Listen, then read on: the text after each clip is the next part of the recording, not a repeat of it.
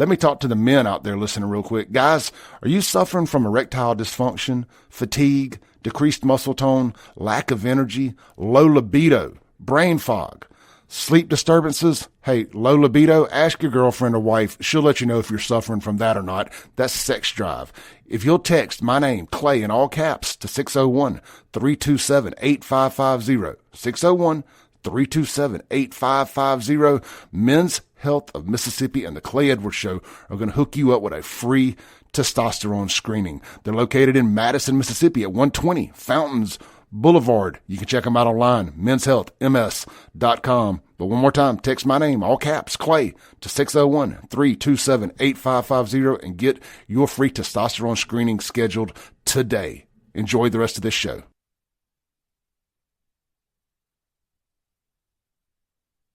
Boom, shakalaka boom. You've tuned in to the free-range human show of choice, your daily dose of reality radio. It starts right now. This is the Clay Edwards Show. I'm, of course, Clay Edwards, coming at you live here on WYAB. And here in just a moment, we will be streaming in stunning HD across all the regular platforms. Facebook, X, YouTube, Rumble. Facebook, X, YouTube, Rumble. Yep, got them all there. Got to go back and add one here as I'm talking to you. I was sitting here running my mouth with my guest and forgot to set up the online stream. That's when you know the conversation is going to be good, when we can't even get to air because we are enjoying talking off air. You may be wondering to yourself, Clay, who could you possibly have in there this morning that you're having that good of a conversation without us? Well, I'll tell you in just a minute. Let's get a little bit of housekeeping out the way. We're going to have our guest in here the first hour, and then hour two are going to be what we call Free for All Friday. We're bringing that back, and that just means we're going to open the phone lines up, and you guys out there on the radio and on the internet are going to have the ability to dictate what we talk about for an hour. So you call in, whatever you want to get off your chest. It doesn't matter what it is. If you can keep your language clean, you can spit your venom, so to say, your angst. And it is Good Friday. So y'all be kind to Clay Edwards today. Y'all be kind to Clay Edwards. Sunday's Easter. A lot of people are going to be off Monday. Some people got a 4-day weekend. I'll be honest, that sounds great until you do it. It's like, I think I'm ready to get back to work. All right, look, the Mazda Jackson phone line, just write this down for hour two. Make sure I give them their plug, 601-879-0002. I tell you what, we may open the phone lines up for our guest here after the first segment, see if you got any questions for him, as long as y'all can stay on topic. 601-879-0002. The Guns and Gear text line is 769-241-1944. 769-241-1944. My guest this morning, if you're watching online, you see him there. This is Mr. Stephen O'Neill, longtime Jackson business owner, restaurateur, military veteran. You're actually a war veteran too, correct, Stephen? Yes, sir. Go for? OIF 3, Purple Heart decorated, other unit combat awards. Phenomenal, man. Thank you for your service, brother. Just want to make sure we my pleasure. Put that out there. Do you feel like does Jackson feel like Afghanistan in any ways at times? I'm kidding. I'm just messing with you there. You don't have to answer that. People don't realize how good they got it here in America. That they don't. Even in the worst, even in some of the worst situations, sometimes they don't quite realize how good they got it. Stephen, we've known each other for a long time, my friend. You're also a sponsor on this show, and I really do appreciate that with the restaurant. Let's talk about the positives first. Yes, sir. You guys just got named, is it the 67th? Number 67 out of 125 in the Whiskey Advocate magazine, which is a worldwide syndicated whiskey magazine. It's the equivalent of Wine Spectator. Okay. The same company that owns Wine Spectator owns Whiskey Advocate, M. Shaken Communications. And so they are one of the premier alcohol journalists in the world. We've got a great liquor store sponsor here too, 042 Wine and Spirits out there in Brandon, and that's where I do my business with. And I was doing business with them before they became a sponsor. I think they finally said, okay, we'll give you some of your money back. But man, they've got a great selection of bourbons and whatnot out there. They've even got their own Four Roses private barrel They did a release. I'm just kind of getting into these nicer bourbons, admittingly. I've always just been giving my beer and my Fireball, and I've always been a fan of the nice stuff. I respect it. And, I got a grasp of what it is. I haven't been a bar owner and all that stuff. My crowd was a little different, more college crowd over the years, so they weren't really concerned with what Pappy was. But, Chip was mentioning having a bottle of Pappy out there at his place and all that. I mean, how did you get into, not just at the Manship, but this obviously became a passion. You can't be this good at something and not have it be a labor of love and a passion to want to do it and to have the knowledge of all of these different types of whiskeys and wines and just everything involved there. Like, where did this start for you? So actually a lot of it started post-deployment.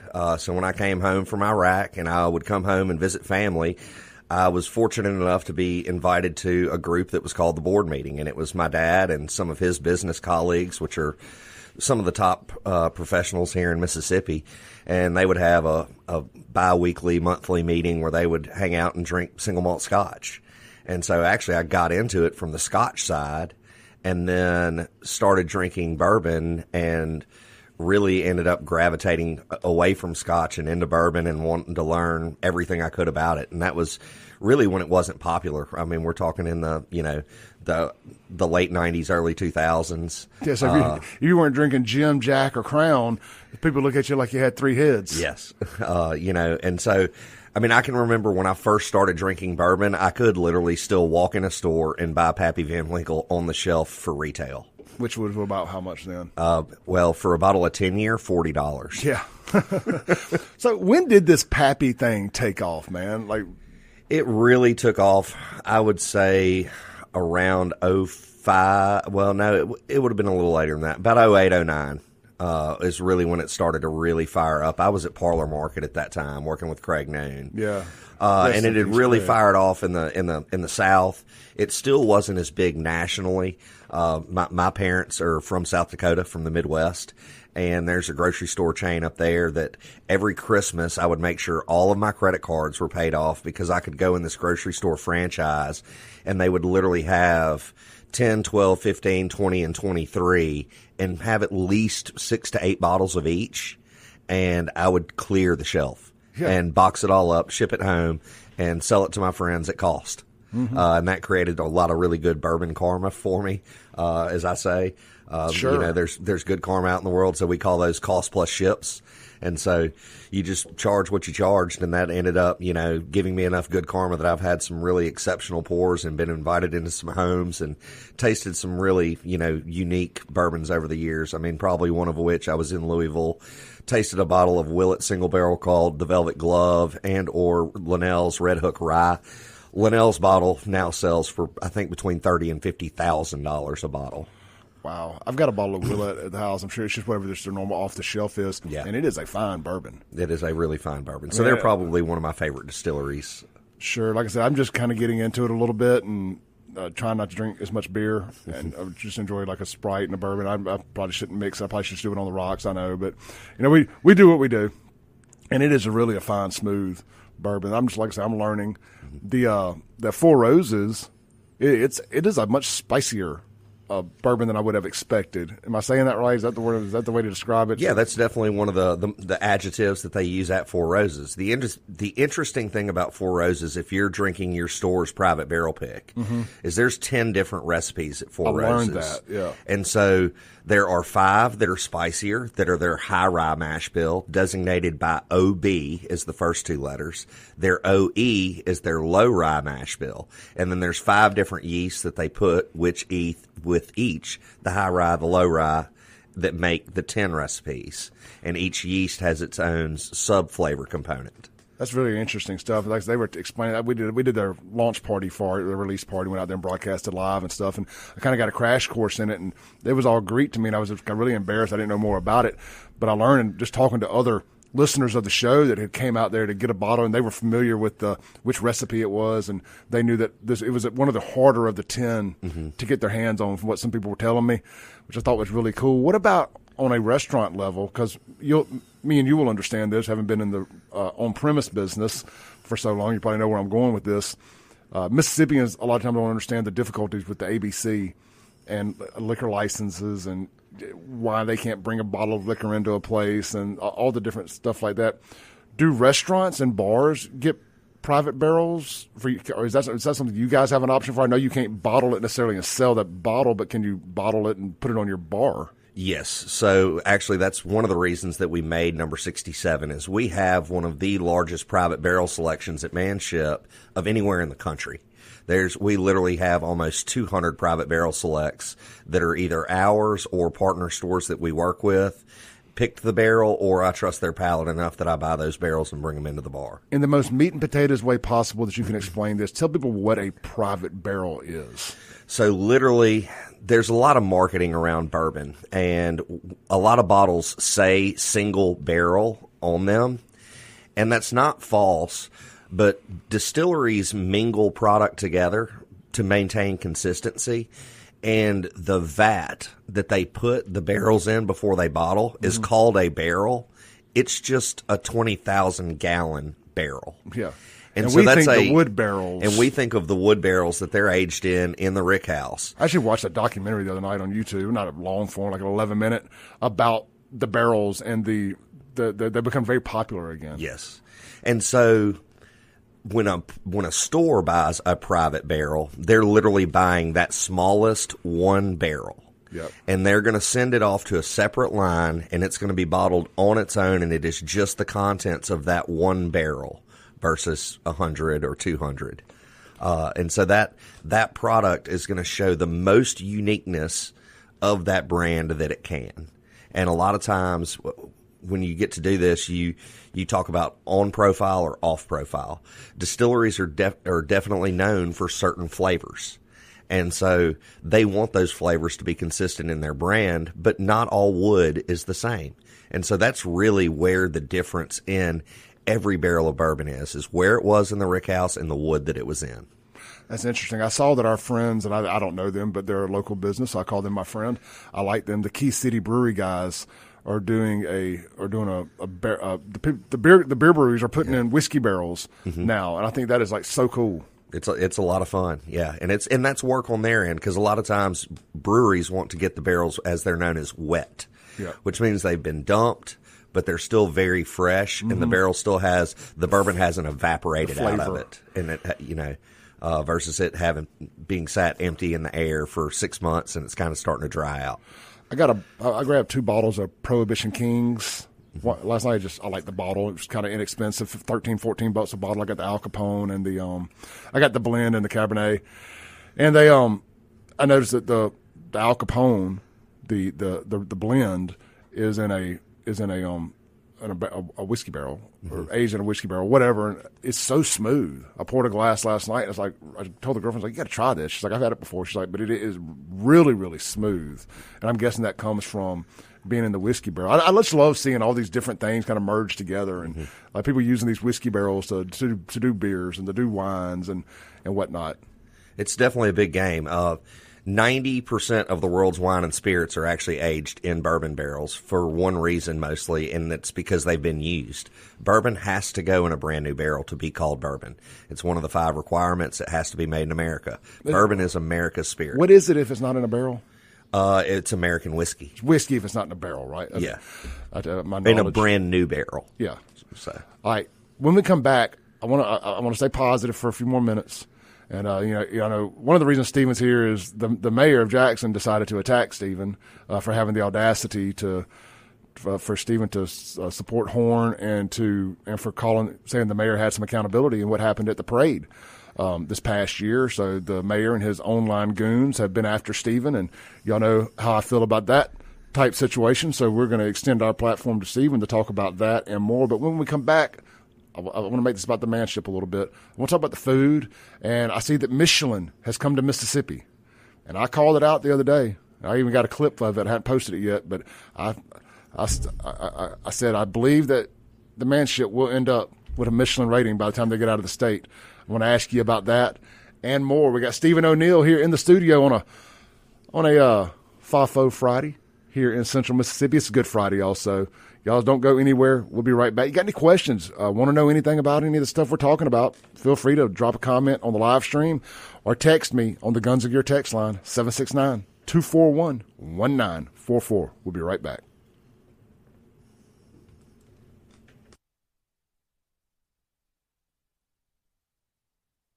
Claywood Show here on 103.9 FM WYAB.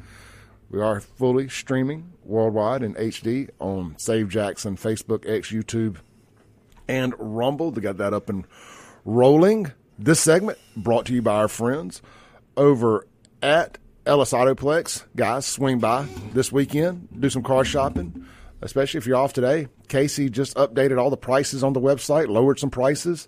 They got some gorgeous pieces out there. I stopped by yesterday after lunch just to say hey for a second, and I'm telling you, they got a blue Raptor out there. It's gorgeous. They have a bunch of other F-150s. They got some cool cars. I think they got 2 or 3 late model Toyota 4Runners out there. I got a big Toyota fan sitting across from me here. And go see them, Little Truck City. A lot of late model stuff, a little higher mileage, save you a little money. They offer service contracts on everything, and they can also work on your vehicle. Any major mechanical issues you may be having, consider Ellis Autoplex for an estimate and let them see if they can make it make sense for you to do business with them. Casey, good dude, locally owned, locally operated, put his dang name on the building. That means a lot to me. I always say it, but it means a lot to me when these car dealers name their businesses after themselves. I think as a man, you got 2 things in this world. You know, your balls and your word, and your name. You know what I mean? And they put that on the business. I don't know. Anyway, before I digress. I can get into a whole conversation about that. Check them out online, ellisautoplex.com. Swing by, see Casey and the team today, right there on 471 in Flowood. As soon as you get off Highway 25, you take a right, assuming you're coming from Jackson. You're going east on 25, take a right. It's going to be the second dealership on your right. They just got a brand new paved parking lot, looking very, very nice out there. That's Ellis Autoplex. All right, Mr. Stephen O'Neill, owner of the Manship Wood. What's the whole word? The Manship Wood-Fired Kitchen. Wood-Fired Kitchen. I was going to say wood-fired grill. Real quick, the pizzas. Yes, sir. The wood-fired pizzas. Half price at happy hour still? Half price at happy hour. What time is happy hour? 3 to 6, Monday through Friday. I mean, dude, those are some of the best pizzas I've ever had in my life. And that's not even, like, you don't even have pizza in the name. Yep. And, I mean, but you got these amazing pizzas there. So that leads me to this. Michelin is coming through Mississippi. You hearing anything? Are they coming to the Manship? Do they tell you they're coming if they're coming? They do not tell you. You never know who their representative is. Kind of similar with the James Beard Foundation, which is kind of the American Emmys version. They've lost a little bit of grace within the chef world because of some of the stuff that happened around COVID. But Michelin doesn't let you know. We do know they're in the area. I don't know that they're coming north. I really had kind of heard that they were coming to the States and traveling really kind of from the Florida Panhandle across the coast and over to New Orleans. Yeah. I think was just kind of the direct route that they were going to go through southern United States. I had heard some rumors that they may come to Jackson. I'm not sure I'll be on their list. I don't play in that political realm of culinary world Gotcha. that some do. Gotcha. So yeah, I can think not of some super high on my radar, but I know there are a couple that, right down the street from me that might. Yeah, absolutely. Well, you don't know. You got great food, great service, and you've been there a while. There's a reason why. Yeah. I tell people all the time, is you get in these businesses that have been now open 10, 12, 11, however many years, you don't get to do that in a service industry and suck. Yeah. There's a reason why you've been there a while. How long have y'all been there? 11 and a half years. Yeah, that was close. Almost 12 years. That's because people keep coming back. Yep. And you do good things in the community. You're always giving back. I mean, we were having a conversation off air, about some charitable stuff and everything. And you've got some stuff that's very close and near and dear to your heart with veteran charities and Alzheimer's type stuff. And when people know you give back, people want to do business with you. I mean, it's the circle of life. You talked about karma, whiskey karma. I was talking about just making deposits to the Good Karma Bank because you never know when you may need to make a withdrawal. We did that, was part of that fundraiser they did for Bubba Wingfield, just, promoting it. And I tell people just need to get out there. You need to support these things because you never know when it could be one for you. For sure. But anyway, it's that good business, man. We're proud of you. Like I said, I've known you for a long time, and to see what you've accomplished and done is really, really cool. Yeah. And to do it in Jackson. I'm blessed, and I've been supported by a lot of people all my life, and I want to give that support back to the community because, like you said, it is a circle. One of my whiskey friends always said, "Be a giver, don't be a taker. Give more than you take." So what sparked you to do Jackson? Because even at that time, 10, 12 years ago, the winds were blowing to Rankin and Madison. and you made a decision to go in there and make a big investment into downtown. Well, I'll call it downtown. Into the Belhaven, Fondren neighborhood area, the downtown North State Street. If y'all don't know, they're located directly across the street from the Baptist Hospital, right there on North State Street, kind of in between the parking garage. You can't miss it. Gorgeous, gorgeous facility. And like I said, a lot of people were starting to move the other way, and you chose Jackson. What drove that? So a lot of that really stems from my family. We wouldn't be in Mississippi if it weren't for my dad. And in 1993, we moved to Jackson. I say from Texas most of the time, but truthfully from Michigan. I was born in kind of via Texas. Yeah, via Texas. I grew up in Texas. We spent 18 months in Michigan, so it was such a short little stint that a lot of times I just leave that out of the conversation. But we were in Michigan for 18 months and then moved down here in 93. And so my dad worked in economic development. He was the president of the Jackson Chamber of Commerce. And so growing up in my household, our job was to sell Jackson, to be Jackson, to bring businesses to Jackson, to entertain folks and get deals done to make Jackson a better place. And so growing up in that environment, I've always been super pro Jackson. And then after my military career, we have a saying in the infantry, no duty to retreat. And so I have no duty to retreat from Jackson. If I do not stay and hold my ground, then what am I doing for our community? Yeah, man, I completely understand that, and I fully respect that. And I finally had to retreat, and I tell people all the time, there's definitely different parts of Jackson. Mm-hmm. If you're living in Fondren, Belhaven area, you see things through a little more rose-colored glasses than if you're living in South Jackson. Oh, for sure. You know what I mean? And a lot of us, like being from South Jackson, even I call it South Jackson, Forest Hill Road, close to Byram area, we were forgotten. For sure. We got annexed by Jackson, and then we were forgotten, and there was nothing out there. In Byram, there's gas stations and fast food restaurants. That's not quality of life. Yeah. And Fondren and Belhaven have quality of life stuff, and they almost lost that if it weren't for Capitol Police. For sure. But so I tell you, it is easier. It's still very difficult because Jackson has its problems. I mean, it's still very difficult to go plant your flag there with infrastructure, perception, and everything else. But I can appreciate the people that do. But I also don't fault the people that leave, because I know. I mean, I just left 3 years ago. I mean, I fought the fight for as long as I could, and just finally I was like, you know what, I'm 47 now. I was 44 then, 43, whatever it was. I was like, man, I'm not getting any younger. I want to go live somewhere where I can walk around, where I can not have to leave a 3 or 4 mile radius to do anything I want to do. And growing up over there, man, we always had to drive 30 minutes, or at minimum to downtown to do stuff. And it was just like, it's not safe to stop at a gas station over here anywhere anymore. It's just like I've given all I can do, and it's time to go enjoy life somewhere else. So I don't fault people that leave, but I do respect people that stay, especially business owners that have stayed and fought the fight. And you live in Jackson too, right? Yes, sir. I live right down the street from the restaurant. I live in Belhaven. I sit on a board called the Belhaven Foundation. We are a full 501c3 nonprofit because Belhaven is too big to have a homeowners association. And so past council person Virgie Lindsay actually started the Belhaven Foundation. And that's kind of where she got her legs, because the foundation helps facilitate a lot of city function in liaising and doing things and getting legislation with Senator Blunt living in our neighborhood. We stay very engaged at the local and state level, trying to help projects like the repaving of Fortification Street, the paving of Riverside Drive and Museum Boulevard Drive. The director of the museum lives in our neighborhood. Belhaven is a great melting pot because you have Millsaps and Belhaven College, you have college students, you have nurses, you have rental properties and, higher end properties with doctors and lawyers and a little bit of everything living in the neighborhood. So beautiful neighborhood. We have great representation. It was the very first neighborhood to receive historic status as an entire neighborhood. So from Woodrow Wilson to High Street and State Street are in the interstate or the boundaries of Greater Belhaven. Interesting. Now, I was riding through the other day. I'd gone by Sean's, And I noticed they're repaving kind of that main strip through there. Mm-hmm. Is that Plantation maybe or Manship? Manship. That is actually our street. So I Plantation live right around the corner from Sean. Yeah, my friend Mr. Paxton Phillips lives up there on the corner. Mm-hmm. Of what's the one that comes down from the Mexican restaurant from Fortification? If you turn to that red light, that would be Jefferson. Jefferson, yes, it was on the corner. I guess Jefferson and Manship. Yep. There, I guess those intersect.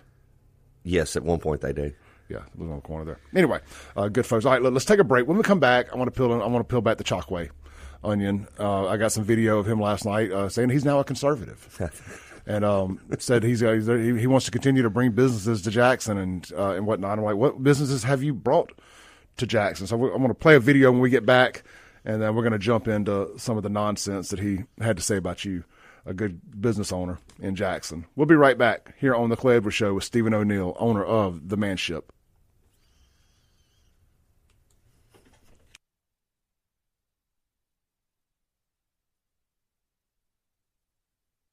Welcome back in to the FAFO Friday edition of the Clay Edwards Show here on WYAB with our special guest, Mr. Stephen O'Neill, owner of the Manship Wood-Fired Kitchen.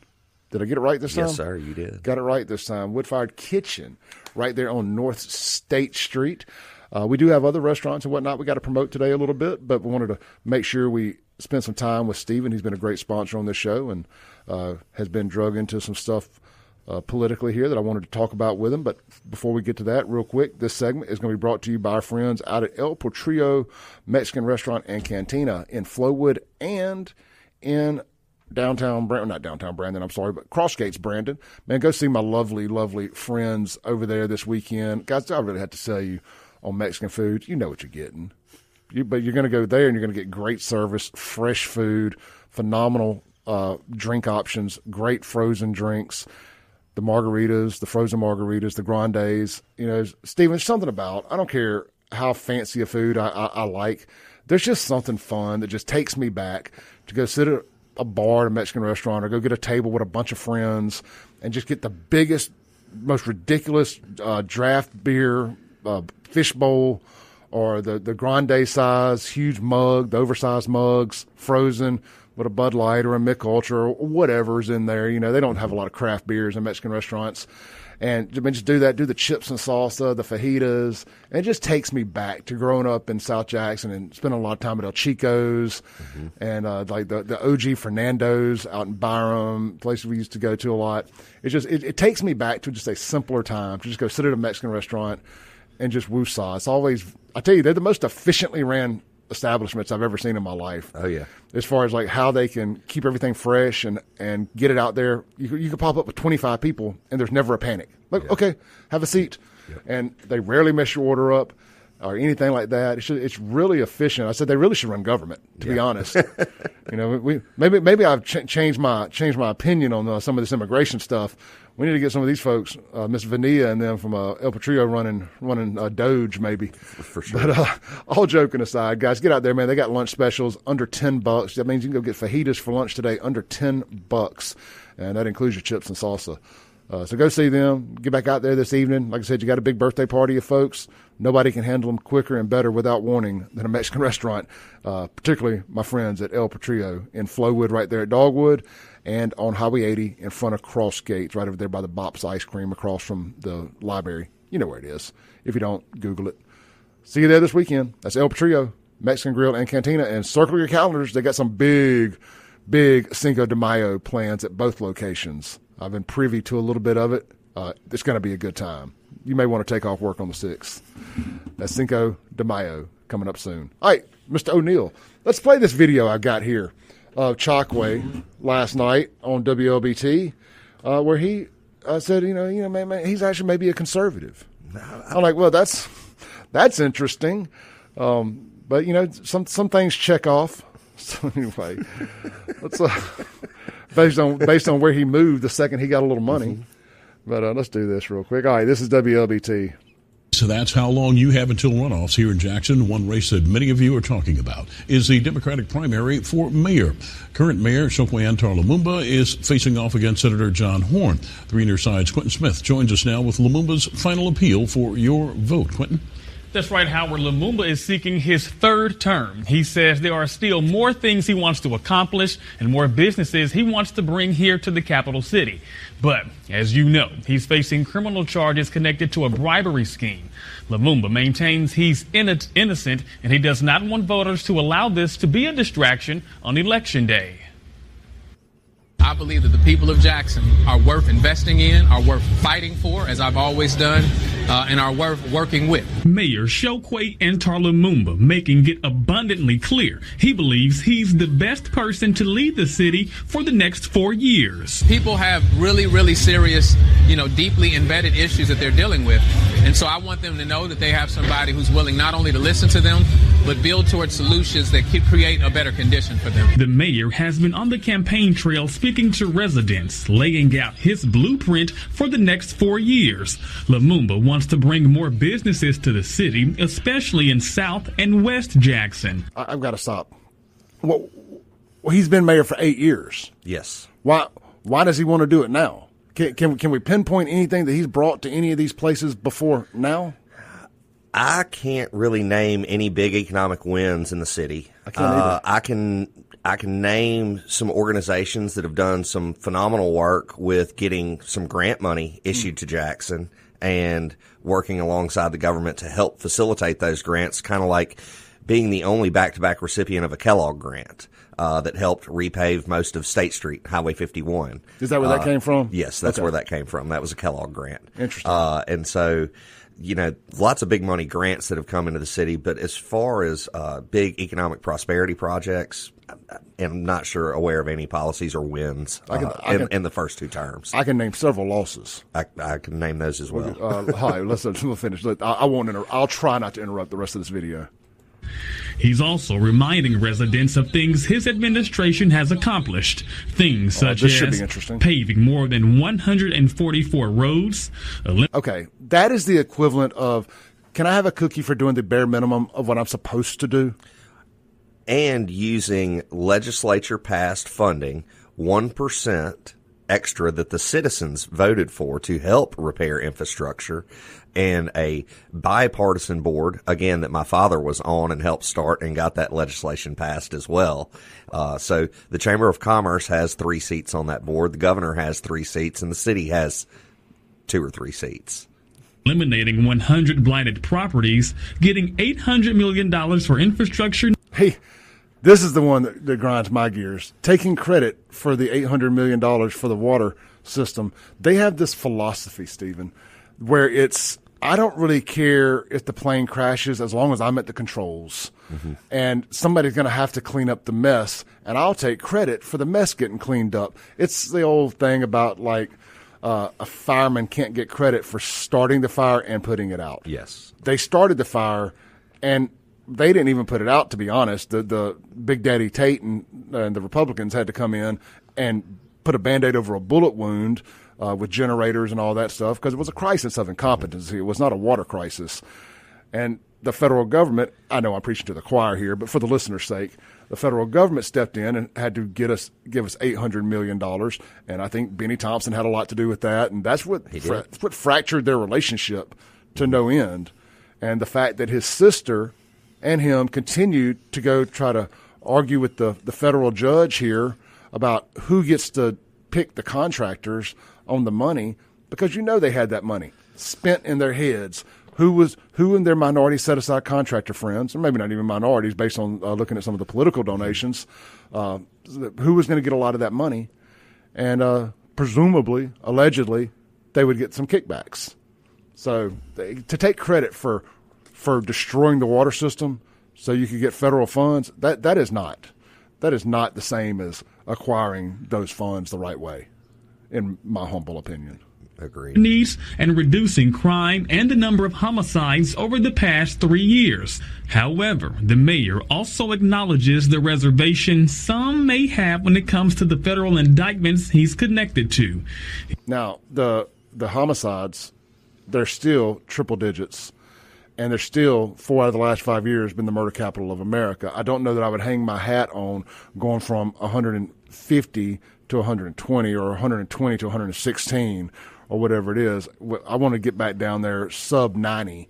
I think that it's fair. I mean, I think zero is great, but just understanding reality in a city with 250,000 people allegedly, that's just not going to happen given the demographics and the poverty and everything else involved in Jackson. But I think if you could get back around 75 or so a year, that's understandable. He's facing charges including conspiracy, bribery, racketeering, wire fraud, and money laundering. But despite that, Lumumba says it still should not impact people's decision at the polls. I am not guilty of any wrongdoing. I said that I wouldn't act as a guilty man because I'm not guilty, right? And so therefore, I want to reassure them of that. I do want them to know that I am regretful for the, distraction that it causes. With Election Day now days away, Lumumba is making one final appeal to all Jackson voters. I don't believe I have all the answers to your problems. I'm willing to incorporate, listen to you. I'm willing to be, corrected by you in circumstances that is necessary. But I believe we can build this city together. All right. I do not believe that he wants to be corrected by anybody. I don't either. I can actually name.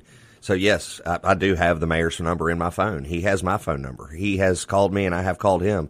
Most of that correspondence started during COVID, and that's actually, I'd say, where I got sideways because during COVID, he had all the restaurants shut down, and he was biting the party line on the Democratic, keep everything shut down, COVID is dangerous, this and that and the other. And there were times where he called and asked opinions, and the governor's trying to open the state up, and I'm president of the State Restaurant Association, and, called and we talked and we had conversations. And at the end of the day, he did the exact opposite of what I said our business community needed.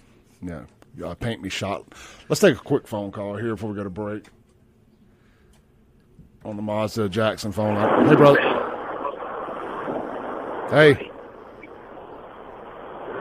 I can't do that. Hey, brother, when you call back, roll the window up, cut the Bluetooth off. We got to take a break. We'll be right back.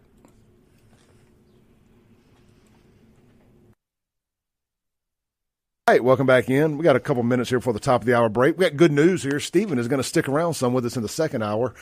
His schedule's a little bit more open for a while this morning, and we just got so much I want to hit with the man now that we've gotten into the meat and potatoes of the Jackson talk.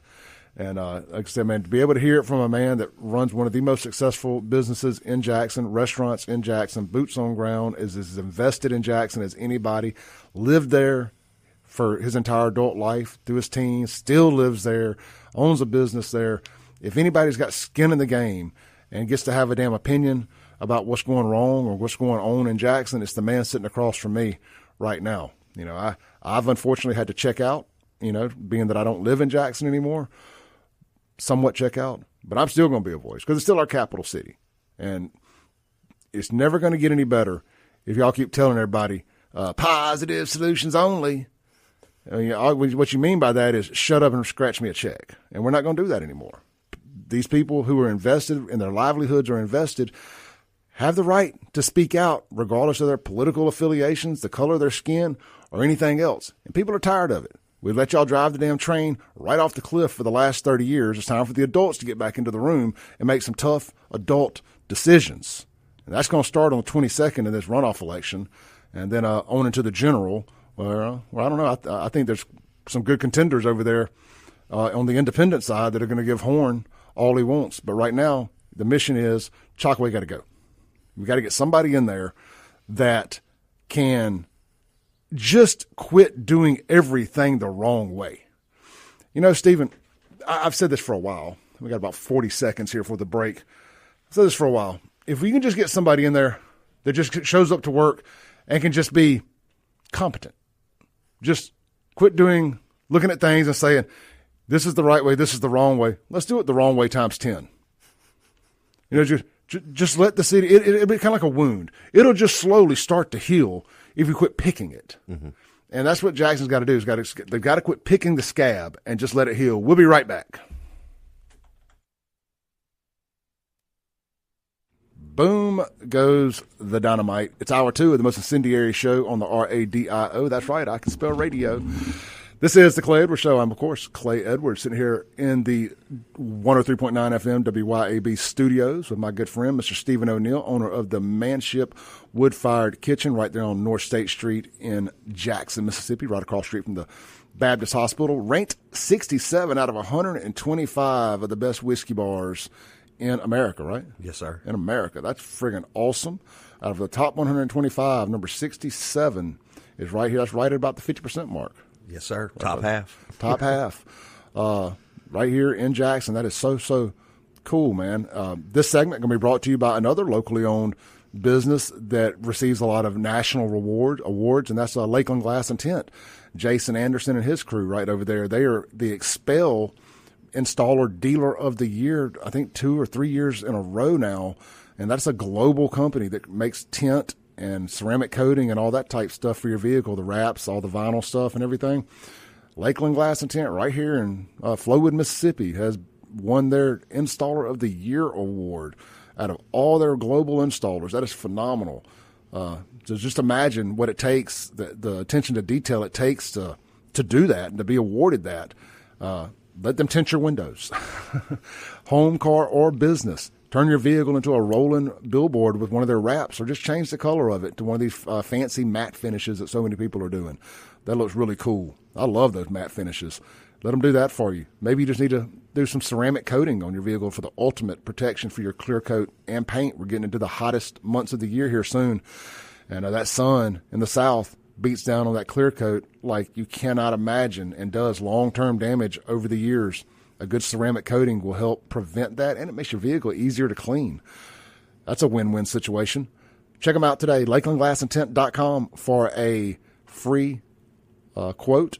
But I would tell you this, if your vehicle is not brand new and you're thinking about going over there and getting a ceramic coating, price may vary. I would go by in person at the Flowood location right over there on Flowood Drive, what I call the campus, and talk to Jason and the guys. Let them put their hands on your car, set some realistic expectations on budget and what you expect to see out of it, because you can spend as much time as you want cutting and polishing on a pre-owned vehicle or an older vehicle trying to make it perfect. And hey, time is money, my friends. So get over there, see them today. Lakeland Glass and Tint. They just did my Raptor a couple weeks ago, and I'm absolutely loving it.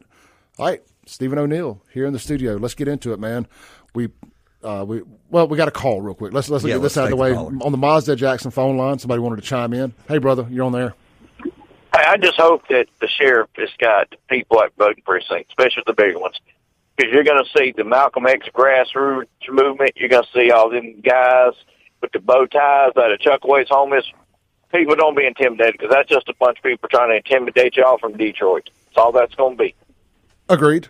Yeah. Agreed. And what do they call themselves? The Republican New Africa, the Malcolm X grassroots movement, all them Farrakhan, Lumumba groups. Don't be intimidated. Them people don't have your best interest at all. But Clay, I'm telling you, they're going to fight this election in court no matter what happens.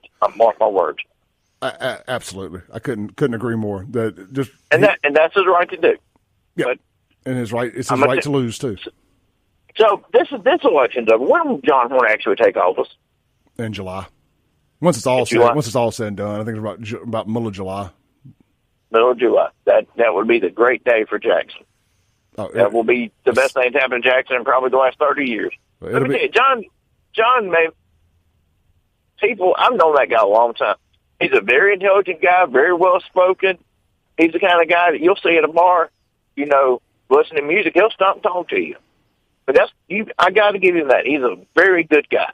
I had a buddy. What kind of mayor will be, we'll see. I had a buddy of mine, big time local business owner, owns probably a dozen of a particular chain throughout the state. And we were talking the other day, and he said he texted a bunch of the guys that were running for mayor back on the election day, all throughout, just kind of wishing folks luck, yada, yada, yada. And he said John Horn texted him back. He was the only person to text him back, and he texted him back within about 3 minutes and said thank you. And this is a big conservative guy out in Rankin County, but knows John. And he said that meant a lot to him, that of all the people he texts and people he's donated money to and everything, that John texts back quicker than anybody. Well, I know people that were in the legislature with him, and they all Republicans, and they really like him personally. Yeah. So, if nothing, he'll be a good communicator and maybe get some stuff from the state. Yeah. That's if nothing. The crime part, I have a hard time seeing that get any better, Clay. But you guys have a great day. Happy Easter. Thanks, brother. Look, obviously, John ain't been perfect. in the legislature. I mean, he's done a lot of things I disagree with. It is what it is, but it's going to be an upgrade, and he'll have an opportunity if he can get out of the general. I mean, I don't underestimate Kim Wade, and I ain't going to underestimate. I don't know this DePriest guy, but a lot of people put some money behind him. Yeah.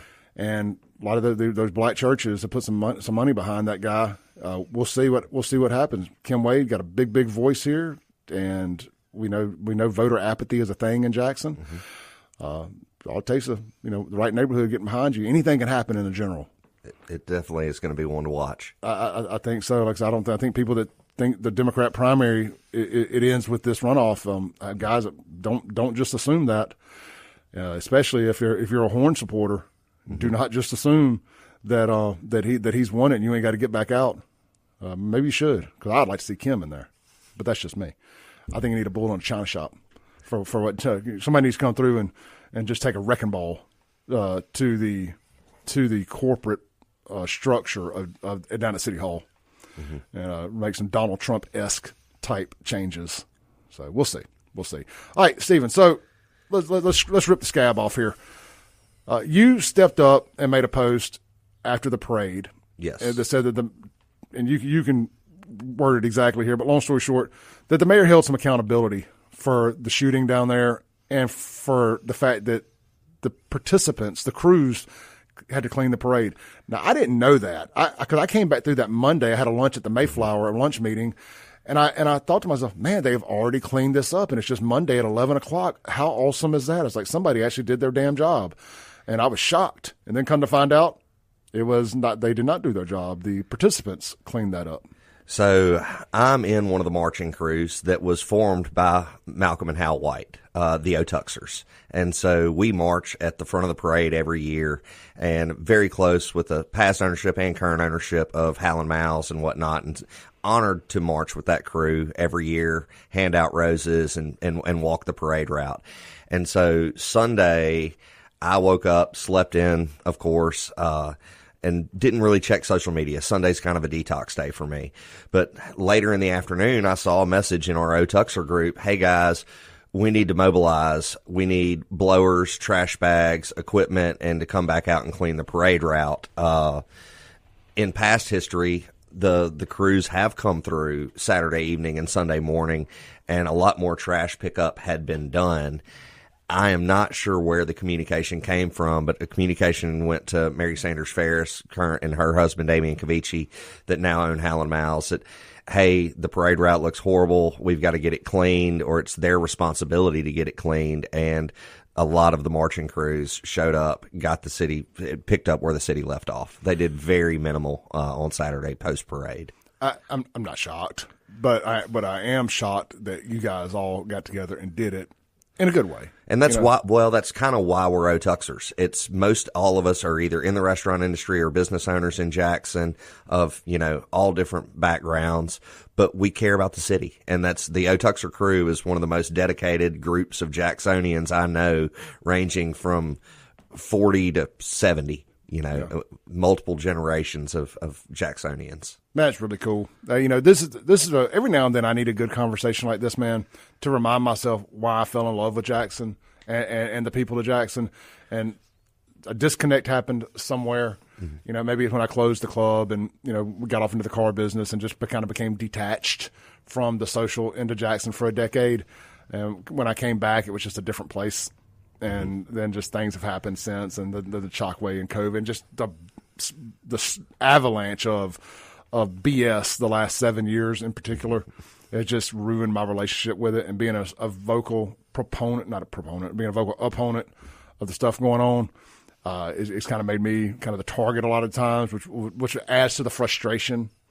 And it'll end up having you taking your frustration out on the city instead of the person that you're pissed off at. Mm-hmm.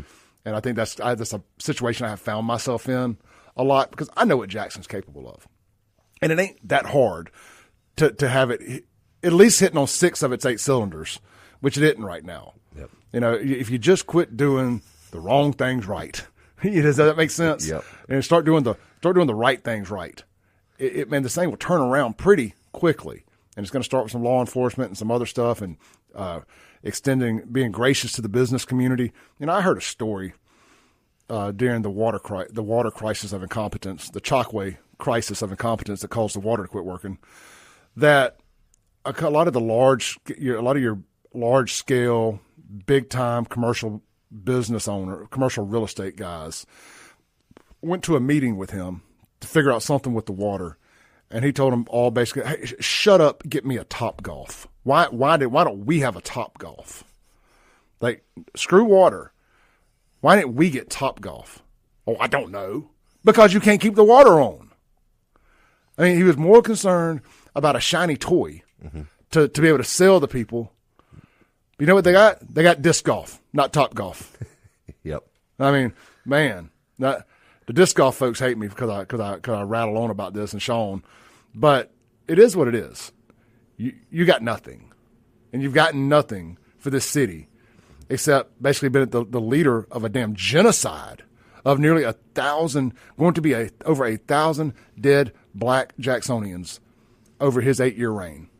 It's going to be the deadliest 8 years in the history of this city, post-Civil War, since it was Chimneyville. Wow. And that's what he's done for Jackson. Yep. He talked about wanting to bring businesses back in. Hell, it seems like he's trying to run you off. So you spoke out about this. And him and Othor Cain decided that on their show, or his show, Othor was on it, that did they call you a racist? Definitely. Told me to take off my hood. I was a racist because I spoke out against the administration. I have no issues with the mayor as a person. I have issues with him as the mayor. I have issues with him in his office. I have issues with Othor trying to call me out. Somebody, again, I considered a friend for nearly 20 years. I've known him pre-deployment. See, I was like that to with the military. I was like that with Brad Franklin. Yeah.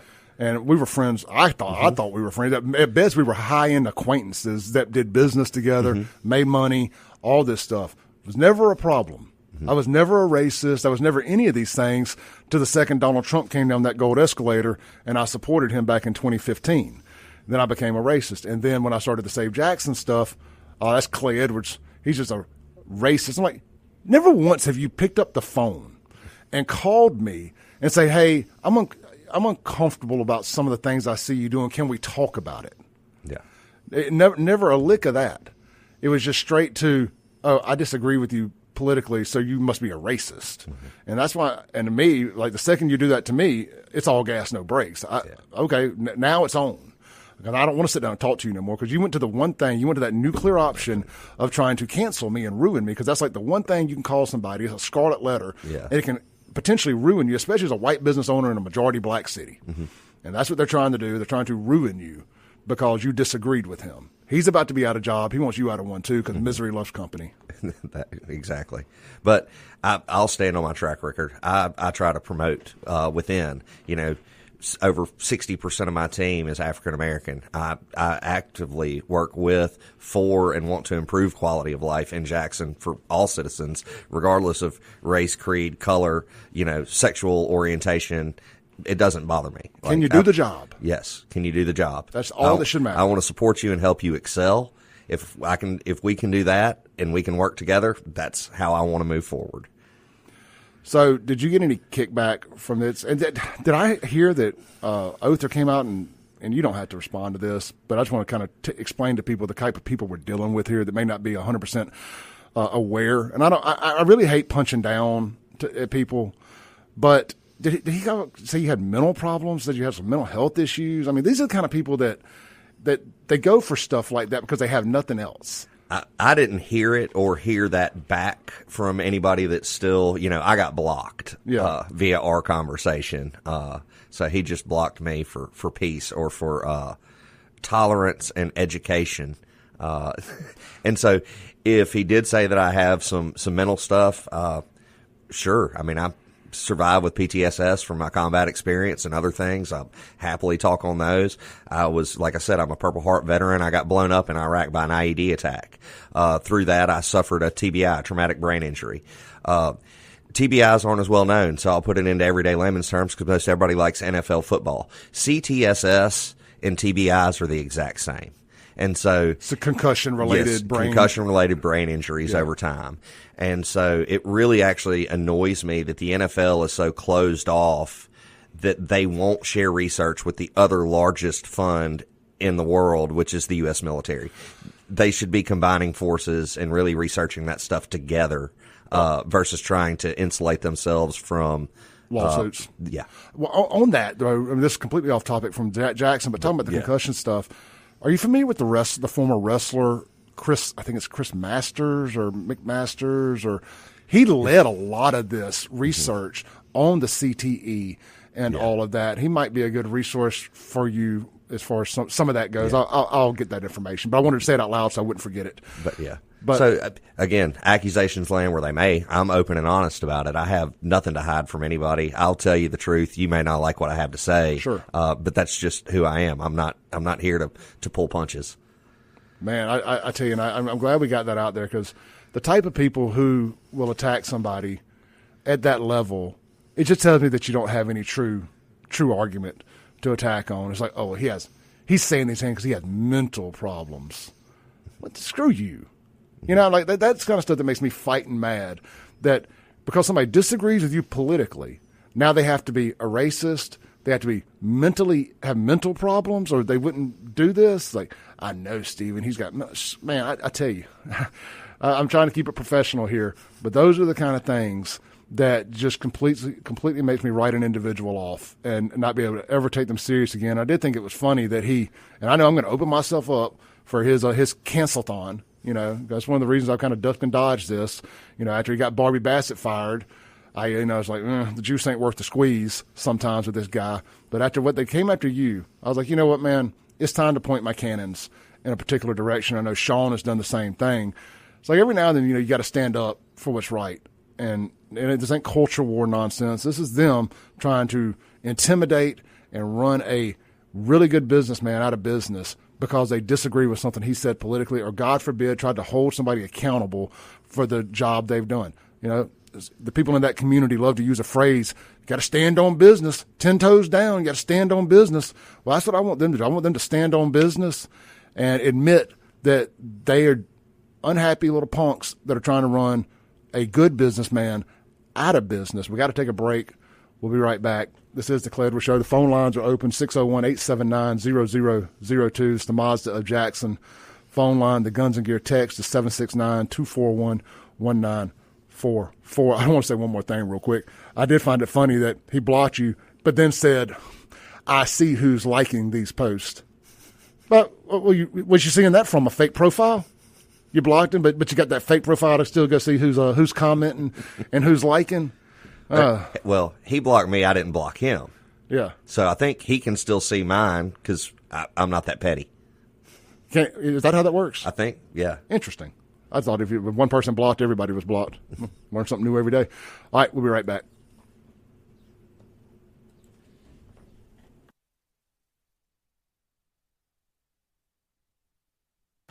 Welcome back in to the Clay Edwards Show. We have Stephen O'Neill here in the studio with us, owner of the Manship wood-fired kitchen there on State Street. Speaking of restaurants, guys, Acme Pizza and Daiquiris out there at Fannin Mart on the Res. Be sure to get out and see them this weekend from 4 p.m. to midnight, all weekend long. They're open on Sunday as well. Enjoy some good, made-from-scratch, all-fresh pizza. You know, I talk about the pig a lot just because I like to use this as an example. They smoke the pork there fresh on site in a smoker. It's not ordered frozen or anything like that or pre-cooked from anywhere. So they put that on the pizza. Then they put their bacon on raw and they cook it in the thing. So it's not overcooked. It's not pre-cooked bacon. It's, not coming out hard like bacon bits. It's actually coming out like fresh cooked bacon on the pizza. That fat drips down into the cheese. And every time I start talking about it, I want some. Just immediately, like, give me more. They use fresh ham as well, not frozen Canadian bacon. They use fresh ham. And, man, it's so good. Get out there, try it. They got nine different frozen daiquiris, 12 different specialty pizzas, and, of course, you can build your own. They only have large pizzas. They don't do different sizes. So get out there, bring an appetite. You can do the wheel of flavor, because a large pizza is a lot of food. Maybe you got 2 or 3 people. Everybody likes something different. Mom likes something. Dad likes something. The kid likes something. You can put 3 different specialty pizzas onto one pie. A lot of places won't do that for you. They'll let you split it half and half. They won't let you do a triple. They will there at Acme to accommodate the fact they only have larges. So try that. See if maybe you'll find something new you like. Maybe just like me with craft beers. I'll just go say, bring me a flat with a bunch of different ones on it. Let me see if I like something new. Same thing with specialty pizzas. Maybe just find something new that you didn't know you liked because you only had to eat 1 slice of it or 2 slices of it instead of committing to a whole pizza. They're located right there at Fannin Mart on the Res, directly in front of the bowling alley on the end of the shopping center there. Acme Pizza and Daiquiris. All right, Stephen, let's pick back up kind of where we left off there. And I do want to apologize for cutting you off there. I get fired up about certain topics, and I tend to make them about me sometimes. I do apologize for that. But I went through the same thing with Chokwe and Polo, the Cypher Voice, 4 years ago. Somebody that I was acquaintances with and considered a friend turned on a dime and went from being the mayor's biggest outspoken opponents to swinging from his sack overnight. And then suddenly a guy that I was friends with was calling me a racist and all these things. And we've had conversations. So, this caught me way off guard and realized that he was most likely being paid by these people. And my assumption, I'll say allegedly here, I assume that Othor is also being paid by Chokwe because he didn't just flip overnight for no reason. I would 100% agree with that. I don't mind being cut off. I appreciate your passion on the subject. Again, I considered Othor a friend. We've dined in homes together. We've had drinks. We've hung out numerous years over the years that I've known him, have a bunch of mutual friends. Never had a cross word with him. Don't always agree with his politics or some of his beliefs, but we've always gotten along well and had good dialogue. And then all of a sudden, out of the nowhere, I'm getting this bash piece put out on me and getting a hit job on Facebook, and I'm just like, Othor, you've been openly outspoken against the mayor up until a point, and it seems as that point coincided with you losing your job last year, and now you've all of a sudden switch tunes. So, again, what changed in that time frame? Show me the money. and again, I'm guessing that he didn't pick up a phone and call you or text you and say, hey, I disagree with what you posted. No. He took it straight to a public forum? Yeah, took it straight to the public forum, and then in which I responded, and we had our dialogue back and forth, and anybody can go and look at it. It is what it is. It's, open source social media, but then I got blocked, and then, cooler heads prevail. I'll just, sit at the back of the bus and wait for the election and back Senator Horn through the runoff, and we'll go to the general and see what happens, and hopeful best outcome for the city that Antar isn't there. I'm not being hyperbolic when I say this. This is the most important election in the history of the city. I would agree with that 100%. I can't think of one in our lifetime anyway that is more important and what hinges on the city being able to come out of this situation than this one right here. Because I don't know if Chokwe wins. I don't know what 4 years looks like down the road. What's left? The business community, can it survive 4 more years of free the land politics? Yeah, I don't know. It scares me. It's the most scared I've been in my tenure in Jackson. You may not want to answer this. Feel free to just say I'm not comfortable with it. Have you ever thought about having to leave Jackson? Just as a business owner, you have to look forward to worst case scenarios. Have you ever had to have that thought? Yes. That's sad. It really is. You don't want to think like that. Because it's you're there. You're part of that community, part of that neighborhood, especially. And that's something that so many places aren't a part of because there's not a whole lot of Bellhavens out there. Where you can have a restaurant in the neighborhood like you do, and like there's several others are, and there's you got the brewery, you've got these other great things there that are part of Kiefer's and that other little fancy restaurant right next to the brewery. Yeah, Polito, and then Elvy's across the street, and now the upscale dive bar Rowan's. And that doesn't exist anywhere else. We got a little bit of that in downtown Brandon. That's about the only other place that I kind of get that same vibe from. And you're not going to be able to just up and go recapture that magic somewhere at a strip mall in Madison or in Dogwood, and that's no knock on any of these places, but they're just not married to the neighborhoods and the communities quite like what you have at a Belhaven. So to even consider sacrificing that says a lot about the severity of the situation. Mm-hmm. Well, it's not just my business. I live 2 blocks from this restaurant.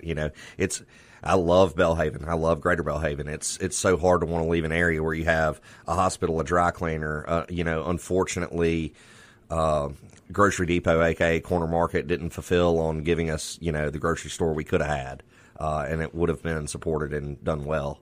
But I hate that we lost that little strip, but part of that is some of the homeless endemic in that area. And it's things that I battle as a business owner, just like they battled. And that was part of what Louis LaRose battled in his location next to the grocery store, was the homeless endemic in that area, and having guests approach and having to have off-duty police officers in his parking lot to try to attract guests. We're blessed at Manship that we are a part of Baptist campground or campus, and that Baptist campus has its own 24/7 police department that does have arrest authority, that is run by former JPD Commander James McGowan, one of the best officers I've ever had the privilege of working alongside. I didn't know what he was doing now. That's good to hear. James, great guy. Commander McGowan is head of Baptist Security Forces.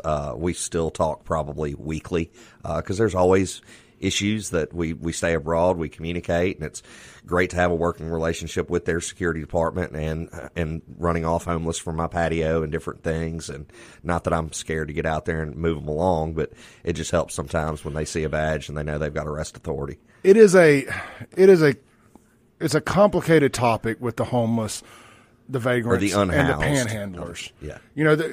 They're not all the same. And people act like if you try to shoo them away, that you're being mean-spirited. And those people have never ran a business that had to deal with that. Because people can say all they want on social media about, give them money, you don't understand their situation, and all that great stuff. Okay, I don't. I don't understand their situation. I'm not in it. But I know that deep down, you're white lady, you're scared to get out of your vehicle if you see one, and you're probably going to affect you from coming into my business because you're scared, but you don't want to say that. Yep. And you have to have a trickle-down effect there and multiply that. There's a lot of other people that are too, and especially when you're running a restaurant that depends on women and children and everybody coming and feeling safe. At the end of the day, the majority of people do not feel safe being approached by a homeless person or a bum. And they can be different things. That's what I'm trying to tell y'all. These bums ain't necessarily homeless. They're hustlers. And we have a lot of not amenities. We have a lot of programs in Jackson that really can help these people better their lives, but they have to be willing to get off the drugs, to be in the homes, and to use the resources that are available to them through United Way, through Stew Pot, through a lot of these. We're starting, I believe Belhaven Foundation is going to align with United Way on QR codes and signage that says, don't feel guilty not panhandling. If you want to donate here. This is how we help them and rehabilitate them and get them off the streets if that's the decision that they want to make. Yeah, I mean, I think we got to take a break, but programs like Shower Power and stuff, that's somewhere that I have focused a lot of my charitable attention and using my platform to promote and whatnot. I love what they do down there, and trying to help the folks out and get them going in the right direction. But at the end of the day, man, you got to want it. And if you don't want to clean up and quit doing dope and get off the streets, and is that everybody or some just severe mental illness that have nothing? That is a part of it, yes, but that ain't the largest part, in my opinion. A lot of it is drug-induced psychosis, and quit the drugs, then the psychosis will go away, and you can start back getting your life together. We'll be right back with Stephen O'Neill, Manship, wood-fired kitchen owner. When necessary, like talking up till... There we go. Breaking rules when necessary, like talking all the way up to when the commercials end. This is the Clay Edwards Show, sitting here with Stephen O'Neill, owner of the Manship Wood-Fired Kitchen there on State Street. Stephen, real quick, man, we've done an ad read for so many places. We've talked about the Manship. Tell people what's going on at the Manship tonight. You do an ad read for your business. Fantastic. Seasons are changing. The weather's turning beautiful. We've got one of the best covered patios in the area. TVs can get your sports, get your fix. We just changed menus, so we've got new lunch, dinner, and brunch menus, bringing new menu items alongside the classics at you. If we've got wood-fired steak, pizza, seafood, numerous accolades behind each. Really, pastas. If you can't find something to eat at Manship, you really don't need to go out to eat. I completely understood. I'm sitting here listening. Me and the girlfriend got the house to ourselves this weekend, and we said we're going to get out and do something. I decided that one night this weekend we're coming to the Manship. I want some of the pizza. Heck yeah! I'd love some good pizza. We'll have some fresh steak features this weekend. With it being Easter weekend, we're planning for a big brunch Saturday or Sunday, and so we've got some nice, I believe, some bone-in ribeyes coming in. We've got some delicious scallops, some mussels running this weekend, alongside our tried and trues, our redfish on the half shell, shrimp and grits, smoked tuna dip. Some new menu items, like I was mentioning, a lot of those at brunch, an avocado toast, just it being as popular as it is, breakfast burrito, a new, bagel and lox plate. So lots of good new stuff coming out. Man, that sounds great. Now, you extended an invitation for me and the listeners to bring my FAFO Friday lunch crew out there. We're going to take you up on that. We're going to pick a date. I looked at the calendar and realized that this was Easter weekend. Thought better of doing it, but I think maybe that Friday after the runoff. We'd be happy to host y'all. We'll gather on the patio and set up, and we can do all the things, or set up in the back of the restaurant. We'll have a good crowd, some special features. Maybe. We'll do a little charity drive or something like that. Yeah, we'll let it double as a little celebration, hopefully, as well. And we'll do that there. It'll be the first. Well, it'll be the second time we've done this in Jackson. They've been out in Rankin and Madison County, but I think it'll be fun and give a chance for listeners to come out and enjoy a place that we haven't been to yet. Heck yeah! Real quick, while talking about your place, I talk about all of our Blue Plate sponsors, and I don't ever get to tell people exactly. I push that you do Blue Plates, but you literally, it could be something different. You're not going to have the same thing every Monday or every Tuesday. Actually, right? we do. So you do now. Yeah. So Monday is meatloaf. I need this information. See, Monday is Meatloaf Monday. Tuesday is fried chicken. Our Tuesday fried chicken hasn't changed since we opened. Neither has our Wednesday. Our chicken enchiladas are some of the best in town. And then Thursday, I'm drawing a blank, and then Friday is our fish tacos, which do rotate a little bit on what fish we're bringing in for fish tacos. I need your Blue Plate menu so I can make sure I get the right information out there, because I thought it was just whatever, like fresh market availability type stuff. So, but it is all fresh. Yeah, I mean it is all. Yeah, we get in as much fresh and local as we possibly can.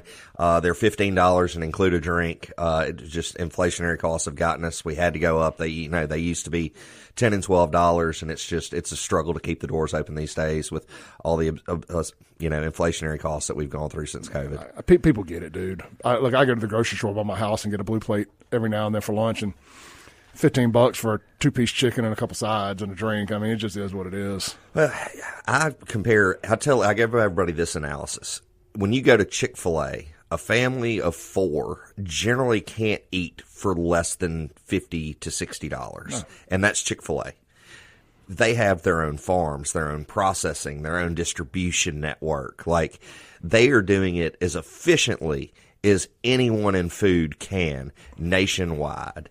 And if they're charging you $3.79 or $4 for a side cup or a side, or $9 for a sandwich, and so you're getting in that $12 to $15 realm, and they've got lines wrapped around the building that are keeping that volume going, that sustains that thinnest margin that we all experience. What does that equate a full service restaurant with 3x the overhead? Yeah, exactly. And I tell people all the time, bro, you're paying for ambiance too. Yeah.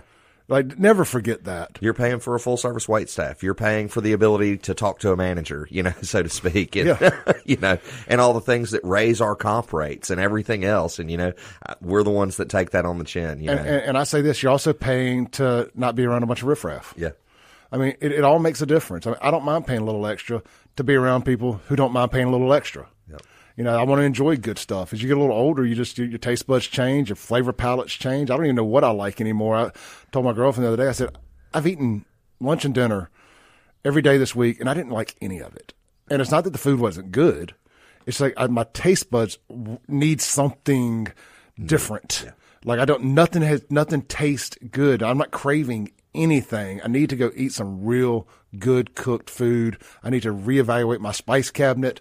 I need to completely upheaval of my diet. Yep. It's scientifically, I believe your palate actually changes every 3 to 5 years. Yeah. And so it evolves, and things that you used to like, you're not going to like anymore. Things you used to not like, you like now. I used to be a huge picky eater until I worked for a chef named Louis Bruno.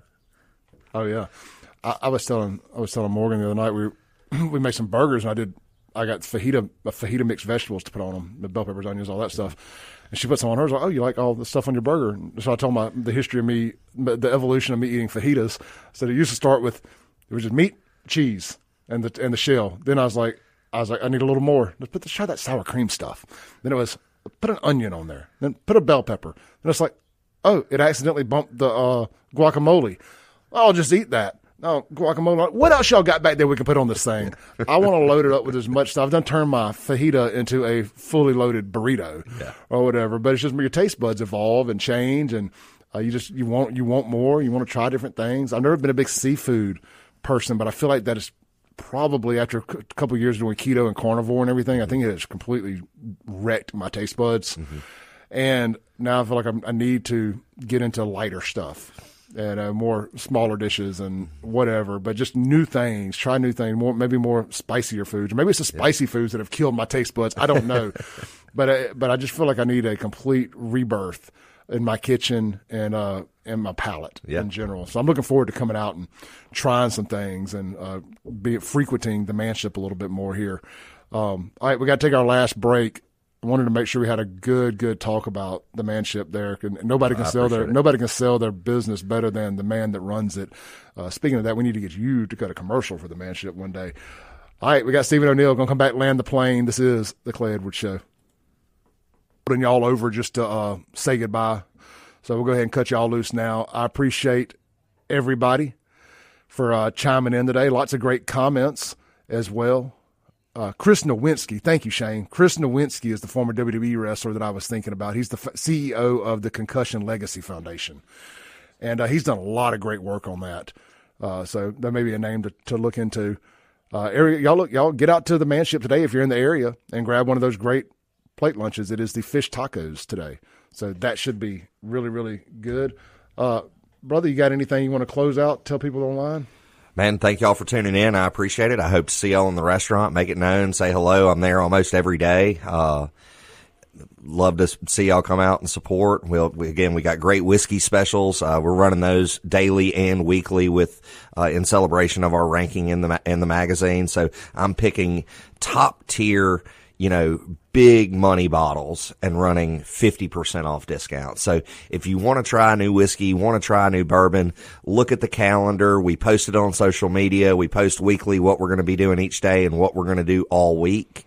And so check that out. Pick either a whiskey or just pick a day to come out and be like, hey, I just want to experience whatever he threw out at us today.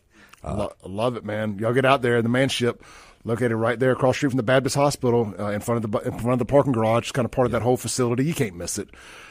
All right, I'll see y'all back here Monday. Y'all have a great Good Friday. Have a great Easter. Remember the reason for the season. He will be risen Sunday. Go to church. Tell your family you love them. He is risen indeed. Amen. I'll see y'all Monday. We'll come back, say goodbye to the radio audience.